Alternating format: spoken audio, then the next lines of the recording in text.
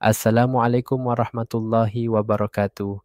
Hari ini kita akan hayati maksud dan makna surah Al-Fatihah ayat demi ayat.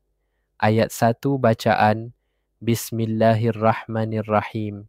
Dengan nama Allah yang Maha Pemurah lagi Maha Penyayang. In the name of Allah, the most gracious, the most merciful. Ayat 2. Bacaan Alhamdulillahi Rabbil Alamin. Segala puji bagi Allah, Tuhan sekalian alam. All praise is due to Allah, Lord of the worlds. Ayat 3. Bismillahirrahmanirrahim. Yang Maha Pemurah, Maha Penyayang. The most gracious, the most merciful.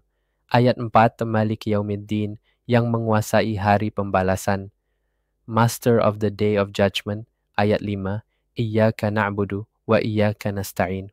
Hanya kepada Engkau kami menyembah dan hanya kepada Engkau kami memohon pertolongan. You alone we worship and you alone we ask for help. Ayat 6. Ihdinas siratal mustaqim. Tunjukilah kami jalan yang lurus. Guide us to the straight path. Ayat 7. Siratal ladzina an'amta alaihim. Iaitu jalan orang-orang yang Engkau beri nikmat kepada mereka, bukan jalan orang yang dimurkai dan bukan pula jalan orang yang sesat.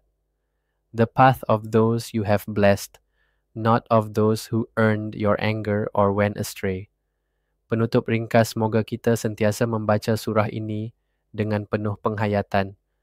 May we always recite this surah with deep reflection,